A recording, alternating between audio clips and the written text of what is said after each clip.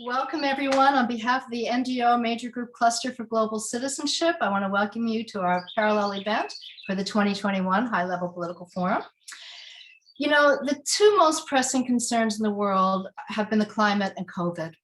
And they've taught us unequivocally that we are one world. For all that we've been through, the one thing that is really clear from all of this is we are one world. They've taught us that our political boundaries that really can be helpful in organizing ourselves in some ways can be very ill-suited to concepts like managing matters like the climate and disease. They've also taught us that everyone and everything are affected by everyone and everything else. The vastness of the climate and the strength of the virus are waking us up to the reality that we're all global citizens.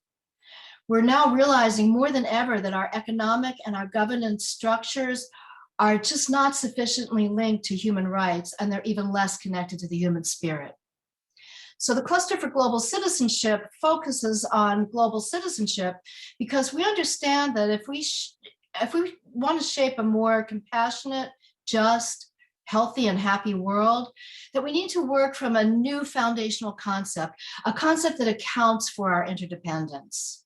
We recognize that it'll be impossible to realize the SDGs if we don't have a shift in our collective consciousness toward recognizing that we're all global citizens. We are all interdependently co-arising with all other beings and with the planet itself. And so we see global citizenship as a fundamental principle that's critical for building an SDG compliant world.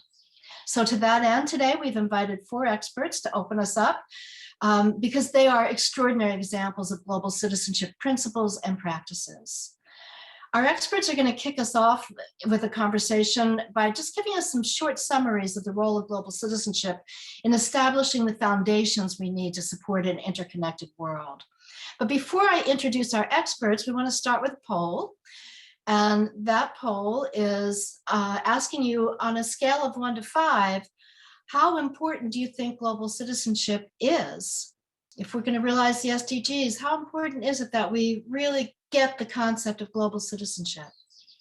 So while you're filling that out, let me just cover some housekeeping. We're using, as you can see, the normal meeting format, not in webinar. So you can choose to be seen or not be seen, and also who you see by choosing whether you want gallery or speaker mode or all of that. Also, so important that you mute, please, when you're not speaking. To just let you know that the output from all the polls that we'll be doing during this and from some of the video will be cut into shorter pieces, and that will be disseminated through our different organizations, and you'll have access to it to disseminate for yours, so we can get these distinctions out there. This is an inspirational space. We are not really looking to come up with specific policy ideas. We're more about raising global citizenship consciousness, raising awareness of the need to think in terms of global citizenship. So we're going to hear from 4 awesome people, from the Global Impact Network founder, Tatiana Sharp. We'll hear from the director of the Center for Teaching and Learning at the Pratt Institute, also a senior fellow at Melton Foundation, Judit Torok. We will hear from Nickhil Sharma, who is from the University of East Anglia, a Ph.D. researcher. And we will hear from Lili Nkunzimana. Sorry, Lili, sorry about that. She is a facilitator at Morneau, Shepell. So it looks like about 5 people think that on a scale of 1 to 5, 5 is really most important. Hope nobody was thrown off by the difference in numbers. We're just making sure everybody's awake this morning. We've asked our guests to be impulse speakers and not panel members. And the difference is that we want to spark dialogue with you. We want to inspire fresh thinking around the role of global citizenship in achieving the Sustainable Development Goals. So that's why you're going to see polling throughout. And that's why we're going to spend a full half hour in the breakout rooms, because we want to really engage in deeper dialogue. And the questions that we're focusing on this morning, I'm going to put in the chat. If you could offer one piece of advice about global citizenship to world leaders, what would it be? As the world is changing, what could the UN do to create a world that works for all global citizens? And how do you see global citizenship applying to the Sustainable Development Goals? So that's our agenda. And Ms. Sharp, the floor is yours.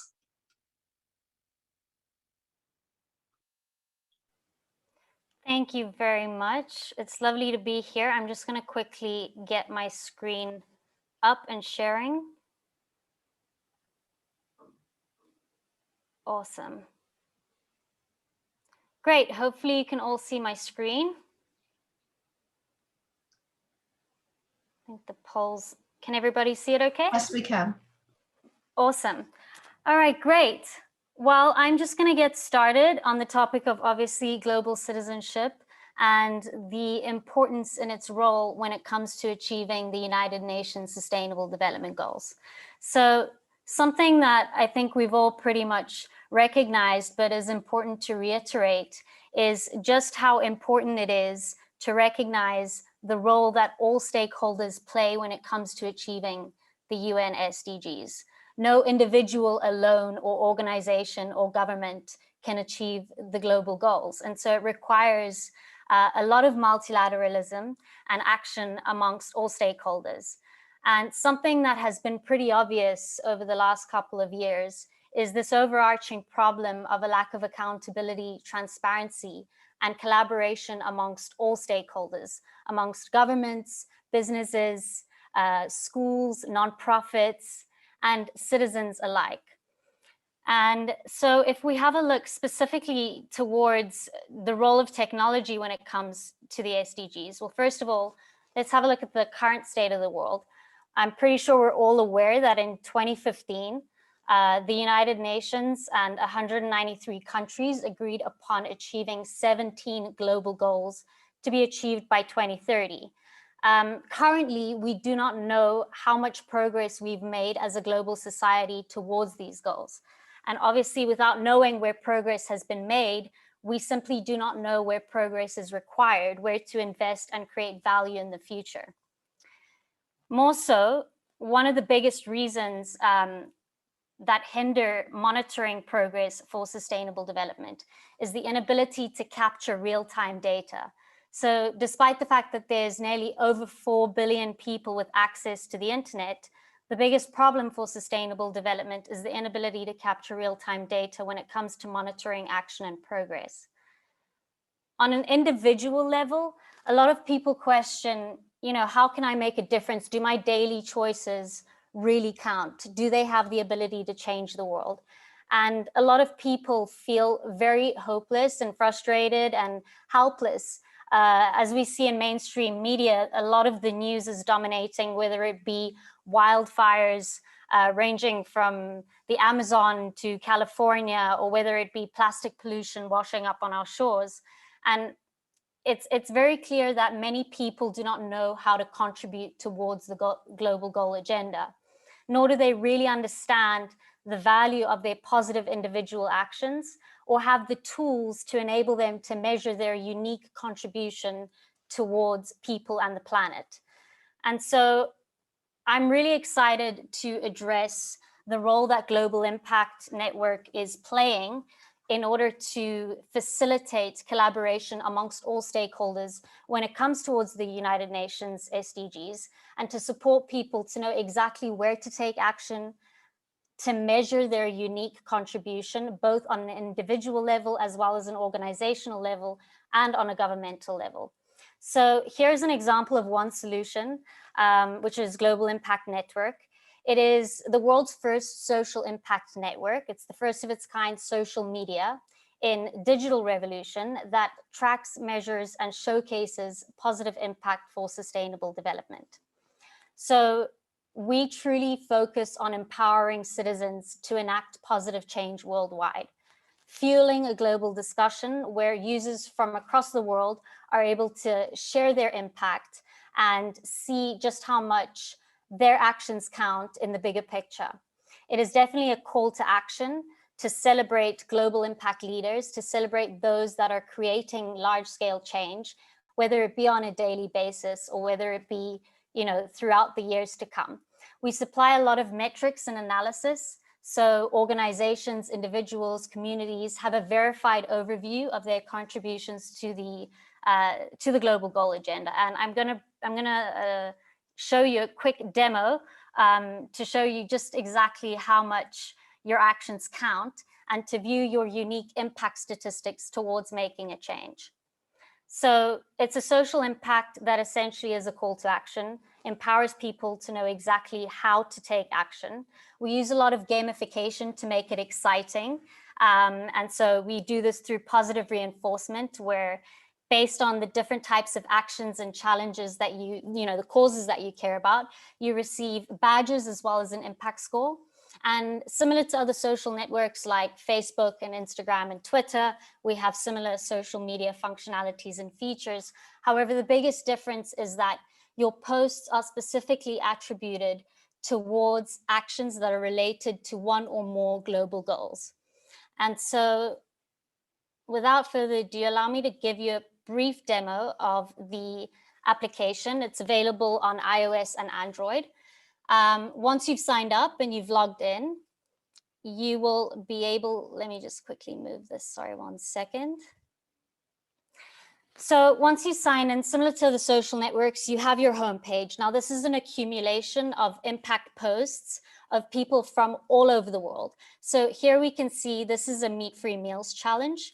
You can see the different goals that are associated to it, like SDG 6, which is clean water and sanitation, 12, which is responsible consumption and production, 13, which is climate action. When you view impact, you're able to see the specific impact statistics created by having a meat-free meal. So in this case, this user's prevented 64 grams of greenhouse gas emissions that would have gone into the production of meat, as well as saved 64 liters of water that would have gone into the production of one meat meal. Here's another example for local produce. Again, here are the different global goals that are associated to it. Once again, you can view the impact statistics to see exactly how much your unique action has contributed towards the global goals. So basically, the homepage is an accumulation of everybody from all over the world acting towards the United Nations Sustainable Development Goals. We also have a leaderboard. So I previously mentioned gamification. This is a really cool way to see how people are performing in this global race for good. You're able to see the different goals that they have taken action towards, and then you're able to filter it out by your friends on the network or by a specific country. So you can look at a country and that will filter out the leaders within countries. Now, if you look at the events tab, this is an area can you where— wrap up, please? Yep, sure. All right, so I'll skip through a couple of these pages, but essentially you also have a country tab where you're able to see how different countries are performing. On your profile, this is basically where you're able to find the different challenges that you want to submit. On your impact tab, there's a variety of all the actions you've taken. I'm going to quickly show you a brief example super quickly. When you view the challenge overview, this will explain the different global goals that are associated to it. There's videos to explain the importance, the challenge description of what it's about. And then when you submit the challenge, I'll show you quickly what it looks like on the actual iOS application. So you can see that I've selected here a meat-free meal. Similar to like Instagram, you would upload your picture, upload your caption, submit the country that you're taking the action in. And then once you've done that and you hit submit, automatically, boom, you will receive your impact statistics. So I know we're running low on time. I won't have a lot of time to show you the rest of the platform. But one of the most important things when it comes to global citizenship is obviously realizing that on an individual level, your actions truly do matter and do count. And now you have a way to be able to measure these actions. And Thank you so also to much. encourage. Awesome. Thanks so much for your time. Thank you. Judit Torok, Director of the Center for Teaching and Learning at the Pratt Institute and Senior Fellow of Melton Foundation. The floor is yours. Thank you. So Hello, everyone. Thank you. My name is Judit Torok. I work at Pratt Institute, which is an art, design, and architecture school in New York City.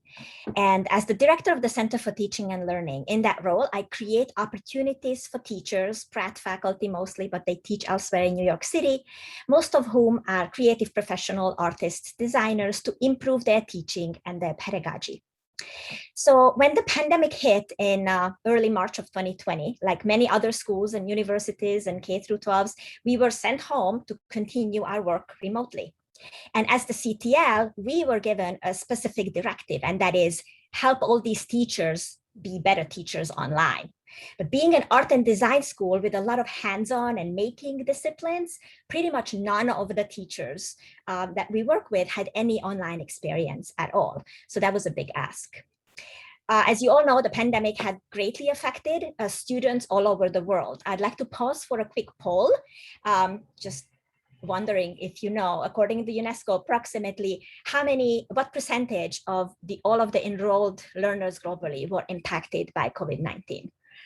Just take a moment to take your guess. I'm going to tell you that it was very high. Okay. And when we're ready to reveal, see what happens.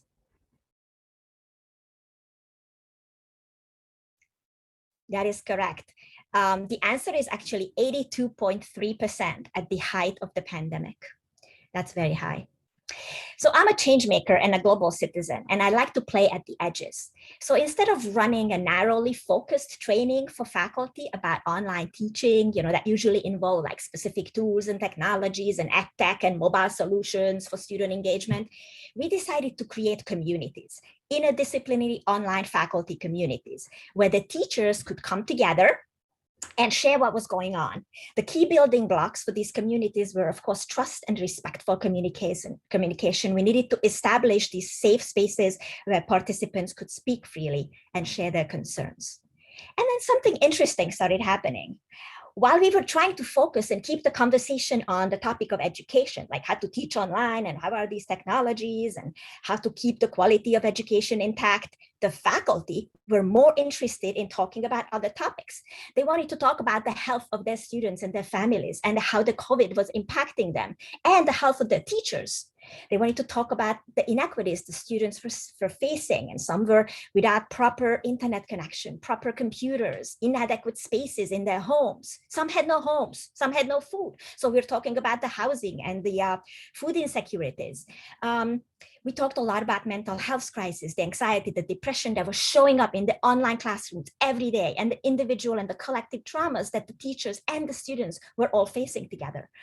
We were talking about international students, how some of them were waking up at 2 a.m. in order to attend classes in the Eastern Standard Time Zone. This is ridiculous. And the stress and the anxiety that some of the social and political situations were causing, not just in the US, but around the world.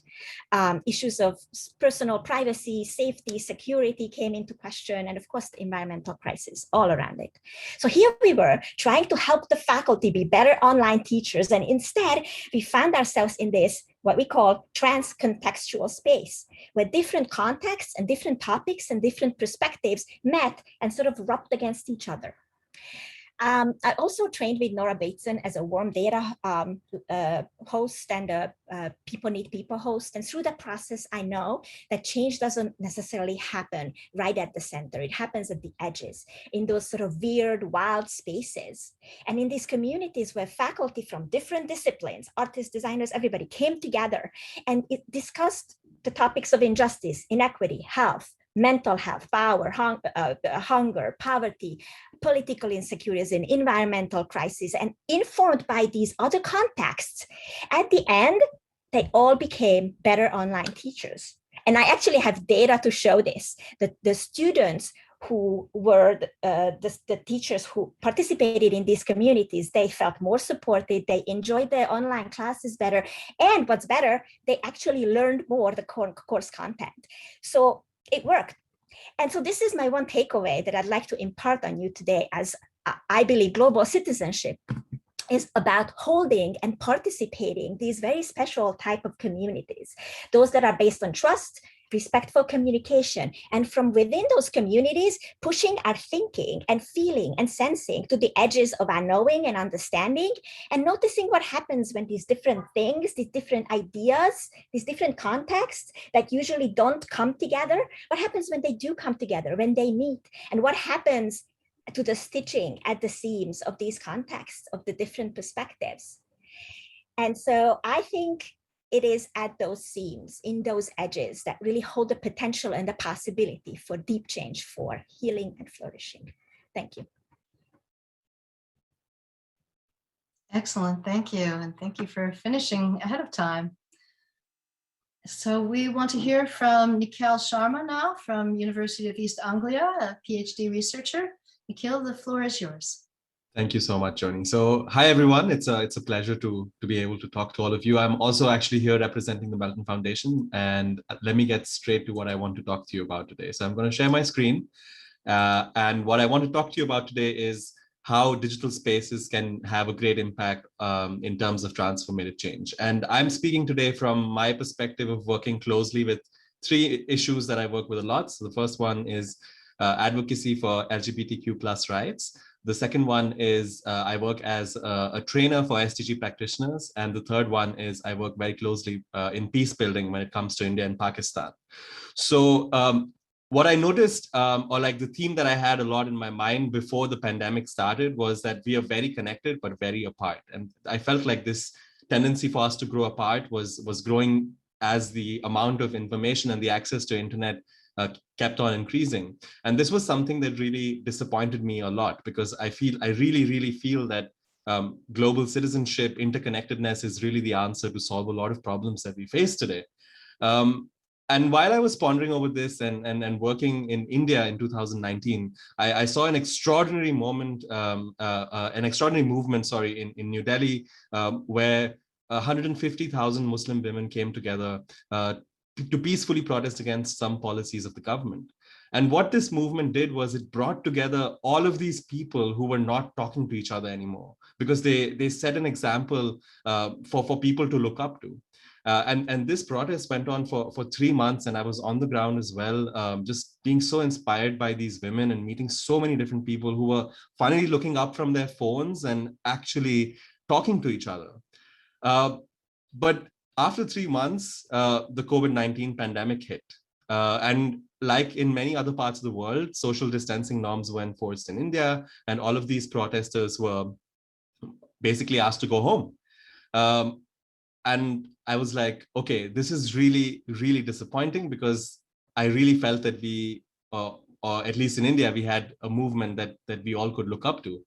And then I did some research, and I realized that a lot of other friends and activists from across the world were actually facing similar issues. They were no longer allowed to protest. And the governments all over the world were hiding behind, lockdown measures, even when the cases were not too much, and restricting people's freedoms. And this really, really concerned me a lot.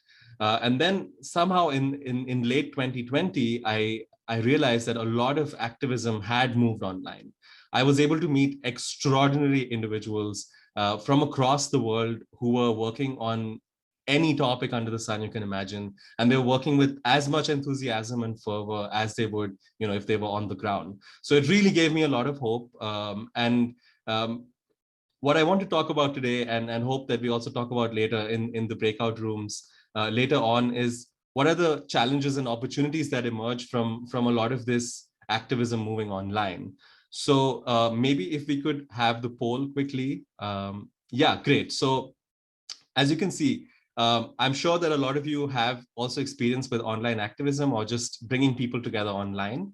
So what in your opinion is the biggest challenge when it comes to moving these movements from the real world to the digital space? So is it slacktivism, which is basically just like, oh, I'm going to attend a Zoom meeting about LGBT rights, and now I'm an LGBTQ advocate. So just like slacking off and not doing enough, originally. Of course, it's very tedious to organize large online events. So maybe some of you experience that as a challenge. Security of participants is an issue because everyone can see who you are, but also get access to your email, etc. And of course, in many parts of the world, the internet and access to a simple Zoom meeting is quite difficult. So I'm just curious to see what the challenges are. There's no right answer, really.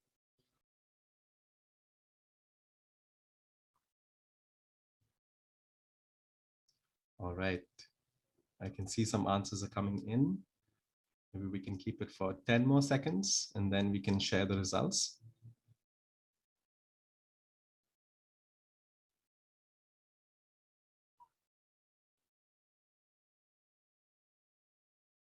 Yeah, so the challenge that you've all voted for the most is not taking enough actions on the ground. Great.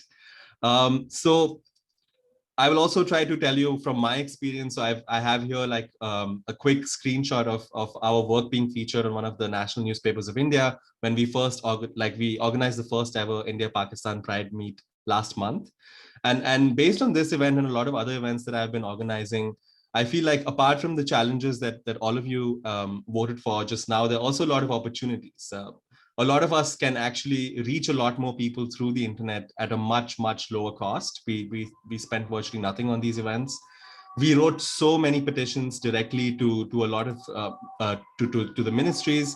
It was super easy. We would have a Zoom call. We would share the links to the petition. People would just change the window and sign the petition. So it was much more easier to gain traction for these things. It was much easier, along the same lines for fundraising. We could involve a lot of remote organizations from different parts of India and Pakistan who don't usually get the mainstream visibility because they had internet and they could be part of these movements. And of course, it offered, especially around sensitive topics like LGBTQI rights in countries where, it's not safe yet for queer people. It offered a lot of queer people anonymity to come and speak, and without sharing their images, just sharing their voice, and it was a chance for them to be heard. And of course, there are challenges, the challenges that we just spoke about. And I hope, I know that we have very little time, so I hope we can discuss these challenges a little further in the breakout rooms. I would like to end with 2 questions I really would like you to think about. So first one, how can the United Nations, which is a global organization, foster these inclusive spaces, these safe and brave spaces where people from different walks of life can really step outside of their bubbles and interact with each other? And secondly, what has been your experience? How has all the incredible work that all of you do in the respective parts of your world, how has that moved online? And what do you see as opportunities and challenges? So yeah, that's it from me. Thank you so much. I just want to give some recognition to Marta Benavides' comment that, yes, indeed, we do need the experience of Indigenous people at the table. And I hope that you continue to raise that voice. We've done, here at Unity Earth, we've done a lot of work around bringing the Indigenous voice to global governance. And our final presenter, Lili Nkunzimana, is a facilitator at Morneau, Shepell. Ms. Lili, you have the floor. Thank you so much, Joni, and thank you for inviting me to speak at this gathering. It's really wonderful to see, to hear the remarks from the previous speakers. It's also really wonderful to see all the people that are joining us from the different corners of the world. And I wanted to start my intervention by perhaps getting a feel from exactly where we're all joining from by having a quick poll here. Because I think just by everybody participating and showing us where they're joining us from, we get this idea that global citizenship as a concept has really captured the imagination of people all over the world. So we can feel maybe a sense of unity as we are all gathering together today. So as we wait for the poll to come in, perhaps one thing that we can start to think about is often when we think of global citizenship, perhaps we begin to think of the rights of the individual and the role that institutions have in protecting those rights. However, we can maybe also think about the responsibilities of the individual and the reciprocal relationship between the rights of the person and also the responsibilities that the individual has.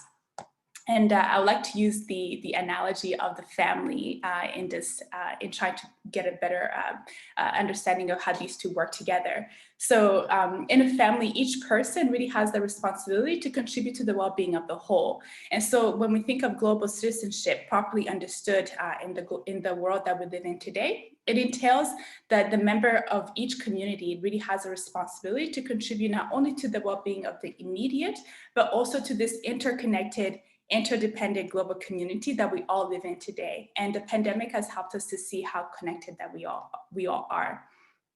So perhaps being global citizens actually entails this deep appreciation for the diversity and differences that we all have. And this is actually a source of strength. So this understanding means that to achieve an ever-advancing community of nations, that we really all have this role to contribute to the well-being of the whole, as was shown with the previous examples, particularly the app that Tatiana shared with us earlier. So in trying to understand the role of the importance of creating this global citizenry, we can actually see that leaders actually can have access to a well-educated, well-informed group of citizens who can collaborate on matters both large and small. And so when leaders have access to global citizens, they become more effective in fulfilling the promises that they've made in meeting the needs of their populations. And in thinking about this goal at the beginning, as leaders are coming together, one question that can really stimulate how can we achieve global citizenry is that to put at the center of our deliberations, how can we consciously embed the consideration of the well-being of all peoples in all deliberations? And this really can help us to create this idea of global citizens. And of course, when we think of the nations coming together, naturally we think of this body of the United Nations. And one of the questions that has been asked that we think about in this gathering today is how can the UN contribute to creating a world that works for all global citizens? And perhaps at the conceptual level, the role of the UN could be learning about how to formulate and leverage more effective frameworks for governance. So rather than having spaces where we have an adversarial or perhaps positional or advocacy-driven approach, we can have a posture of learning. And this posture of learning can really allow for a collective exploration of conditions that allow for structures that foster an appreciation for the insights that can be made at all levels of human organization. And this example that Nickhil gave earlier of these women who are coming together to protest in India, I think gives us an understanding that really at each level of human organization, there's these insights that can be gained that can really create a storehouse of ideas that can inform policies at all levels of human organization. And so perhaps one of these conditions that can be created within the body of the UN is to allow for an evolution of a framework under which this continued learning of global citizenship can take place. And these insights can inform the policies that are being formulated at the global level. So we can start to see that by valuing and acting upon insights of all concerned citizens, this process can serve to build trust between not only individuals, but communities and institutions, which creates trust, which was touched upon earlier. And really this idea of trust is important because without it, we cannot implement the policies that are being formulated at different levels of human organization. And without this, we lack commitment and sustained effort in implementing these policies.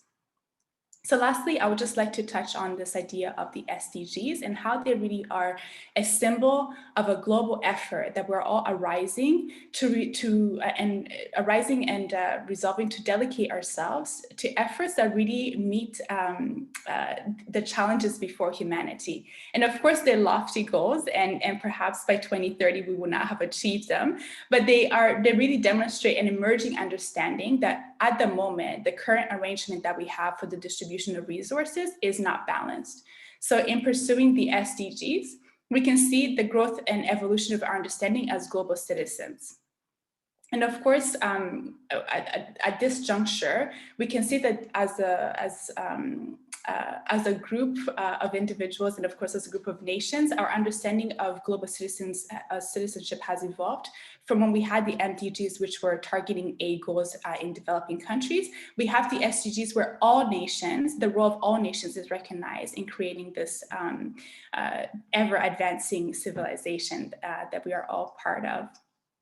So of course, we know that even in North American or in Western nations, where perhaps the economic situation is better than in other places, we also have vulnerable groups that have been skipped in this advancements, and that the role of each individual is quite important. So to wrap up my intervention, I would like to go back to an earlier point that I made earlier about global citizenship being about understanding the role that each individual, each community, and each nation has to contribute to the well-being of the whole. And really to ask us, how can our understanding of global citizenship can be advanced in contributing to the achievement of these lofty goals that we have ahead of us, knowing of course that 2030 is less than 10 years away from today. It's a big question to ask, of course, and hopefully in the breakout groups, we can explore this further. Thank you so much for the time to speak today. Thank you so much. Thank you to all of our panelists. What an amazing stimulation to get started with our dialogue.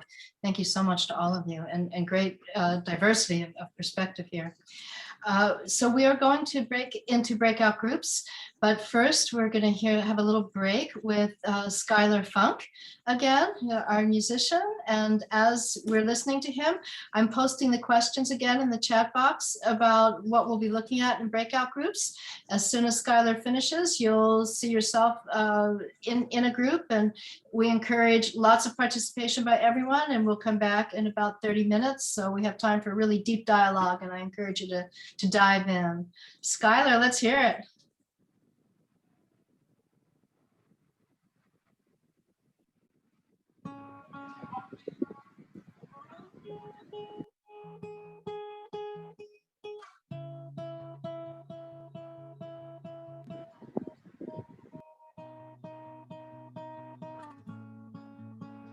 Wake up call at 6 a.m. Just died in a dream at the wedding of an old friend. I had to fly on down on paper wings, but I couldn't pull out.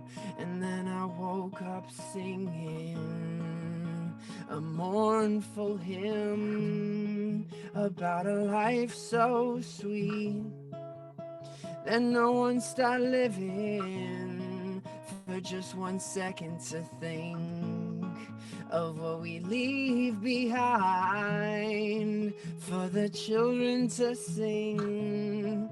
Try to anesthetize them, and they may never start listening to the world outside and all the change they'll bring. So come on, hold on tight, love, that you may never stop listening, that you may never stop listening, that you may never stop listening.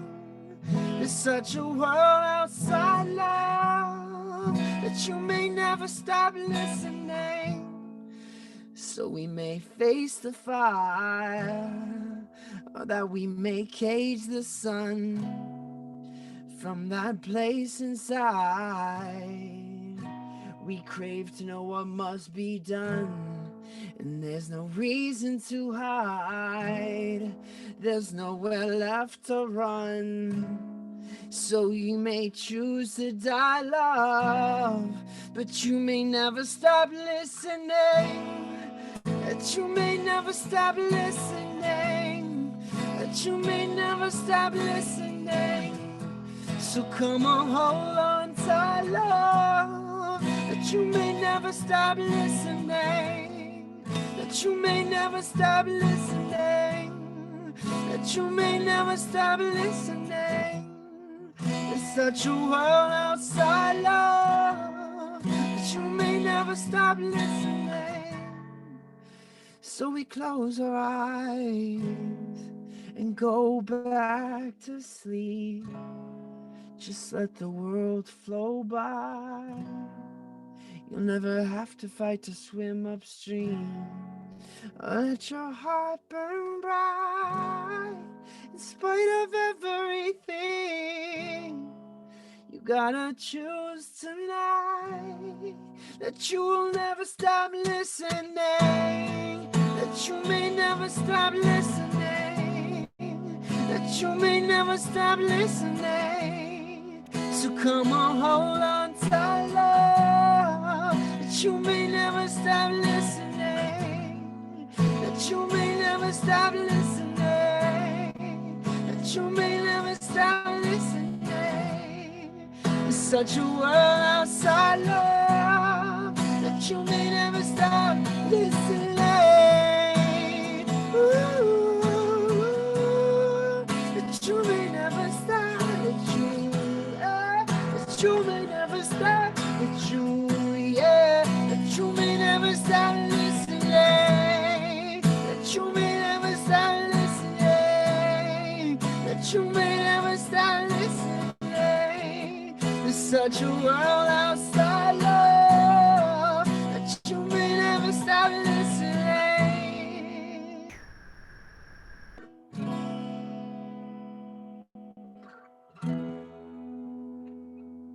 Thanks.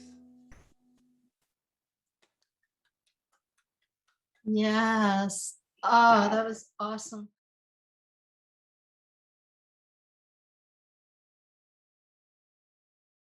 The question was, what conditions must be met for global citizens to become truly transversal and relevant to all human beings? And part of the conversation also, I think, in the different breakout rooms, we may have bumped into the one or the other kind of thing where, you know, intersections don't really work out, or there's this one or the other issue, or global citizens as being perceived or conceived as something more elitist. So really kind of this question, hey, this is so important. What are the three things that are the three conditions we feel that are met? And well, I guess kind of looking, there's not much more to say than really just let the image work. The word, how the word cloud works is the bigger the word, the more mention has this particular issue. So maybe we give it 30 seconds just to observe or take in, and then open the floor for a few people who would want to comment on that, if that works, Joni. Absolutely. Mhm.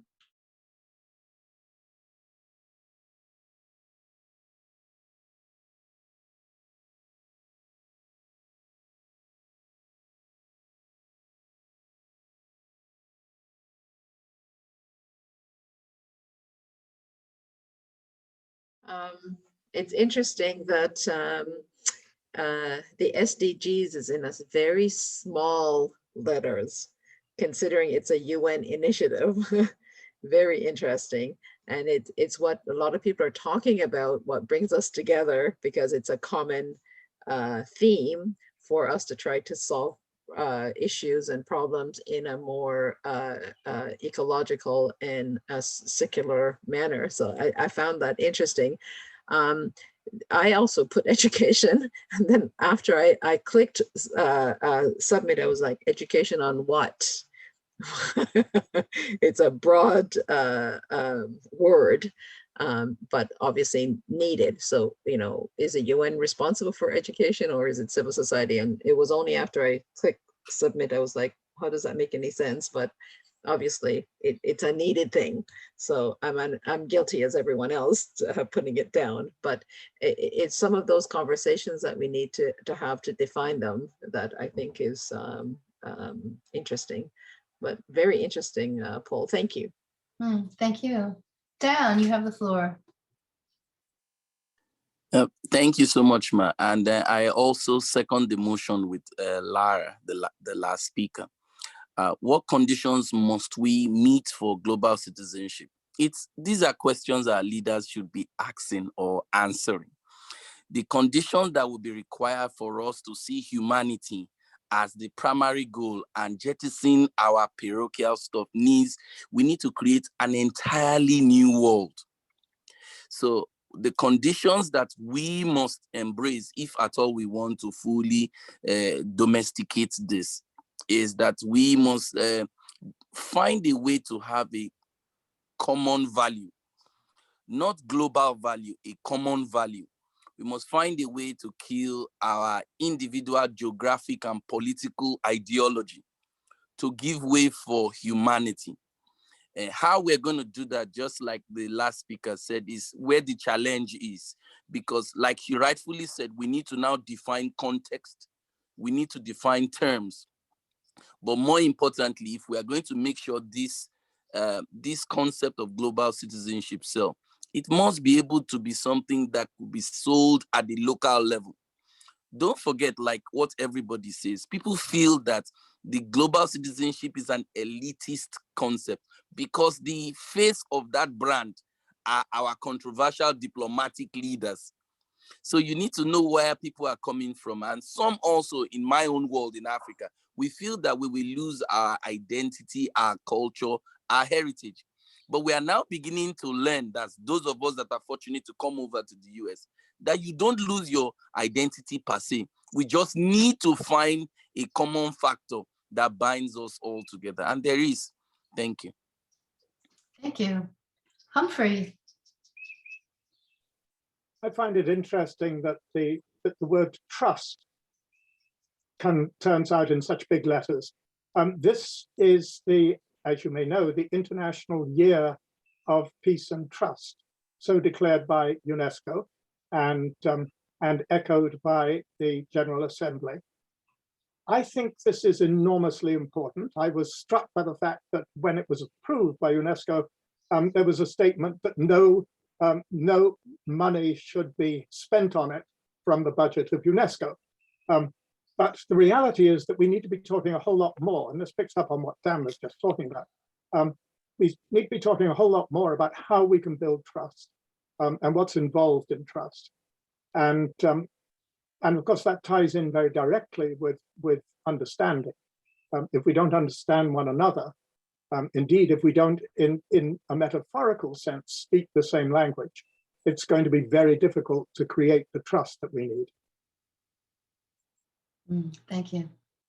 Yes, and I think that's part of the dialogues. One of the things that came up in our breakout group, actually I leaned on something that Dan brought up in another session the other day, was people want to go right into action, but without the dialogue and the time to develop trust and to explore deeper principles and to do the work of consciousness raising, it's very hard to have specific actions actually lead to real change, to transformation, not just to fixing, but to transformation. Zakir. Yes, with the word trust, I can bring the current example with COVID vaccine. So the rich country, the rich company, they have the vaccine, and they are not willing to make it as a global good. That is a strong demand from all over the world. So we need vaccine, but we don't have the vaccine. They have the vaccine, but they are not giving it to us. They are not willing to give us the right to produce the vaccine. We have the capacity to produce the vaccine as well. So how can we trust them? Much work to be done in this, for sure. Much work to be done. Jeffrey. Yeah, I wanted to pick up on that point because, you know, one of the things we were discussing in our breakout session was how do we find the entry points to transform the attitudes of the global elites? You know, those who own the multinational corporations, you know, the pharmaceuticals, who, you know, let's not forget, they did produce the vaccines. And so, you know, we should be grateful for the scientific knowledge and technological advancements that produce the vaccines. And yet we have an economic system that does not incentivize properly the equitable sharing of that technology and of that knowledge. And so how do we go about changing these economic incentives? I mean, for example, I mean, India and South Africa and the WTO, they're calling for a waiver, a TRIPS waiver of the intellectual property rights, a temporary waiver. And yet, the multinationals here in the United States, they're refusing to go along with that program. They're dragging their feet, even though we have a US president right now who actually supports it. So I think the point of trust is trust needs to be reciprocal, So, I think a part of our challenge is on the one hand, we need to acknowledge the truth, and yet at the same time, we need to pursue reconciliation, truth and reconciliation. They need to go hand in hand. Mm-hmm. We need to be able to call out the injustice when it is occurring and to identify those actors who are responsible for the injustice. But at the same time, we need to be pursuing reconciliation. Yes, thank you. It's a fine balance. Yeah, thank you. We have 2 more people and we have about 3 more minutes. So I'm going to ask you to keep it to a minute each, or Azime, please. All right, so I'll actually be picking on the point of understanding. And because when we come together as, I believe primarily we are all humans, and it actually goes hand in hand with the trust. And when we can all actually express how that our actions are really genuine from a human perspective, so that everyone sees that we are not actually just doing, like maybe even providing it or doing anything out of maybe being profit driven. We try to focus on being humans first, understanding that all actions that we're taking should be for the beneficial and the general good of humans. I think when we can all actually put that in, global citizenship will go far, and the trust level actually can actually go up if we based on that. Thank you. Avikop. Yeah, I actually wanted to build on top of Mr. Jeffrey's point that so he was emphasizing about like mutual trust, and I actually think that we don't really have the actual legal and social constructs which help both sides, which incentivizes research. Right now we use intellectual property protection for that, and so that people can monetize to make up for their cost of research. And on the other hand, we have like open public information, which makes that research available for all, so that it can benefit all of humanity. And we don't really have the constructs, the legal and social constructs, which can serve both of these problems, like solve both of these problems. So maybe we need more thought on that. Thank you very much. We are coming to the end of our time. I want to thank everyone for attending. Look at the screen, look at the faces, all of us wanting to raise up consciousness around global citizenship. Here we are, global citizens doing the work by just coming together and raising up the conversation. I want to thank Skylar Funk for kicking us off and giving us an interlude that really took us along. Skylar, thank you so much. Thank Tatiana Sharp, Judit Torok, Nickhil Sharma, Lili Nkunzimana. I'm so sorry, I keep messing up your name. I'm Joni Carley. I'm vice chair of the Cluster for Global Citizenship, along with Dan Perel, who's writing some brilliant things in the chat box and who has been holding up the back end here. I especially want to thank the organizing committee, Lars Dietzel, and the entire Melton Foundation team, who has certainly made all the difference in this being such a smooth running and well-promoted event. Sarah Baird, Dan Perel, Elizabeth Schumann, Rosario Diaz Garavito. We thank you. Keep the conversation alive. Keep inserting global citizenship into all of the work that you're doing, because if we don't get this larger grasp on who we are as one world, it's going to be awfully hard to get to where we want to be and live in the world we want to live in. Goodbye, everyone. Thank you so much for being here. Okay, bye-bye. Thank you, Joni. My pleasure. Thank you. Bye. Thank you. Bye. Dan. Bye. Thank you.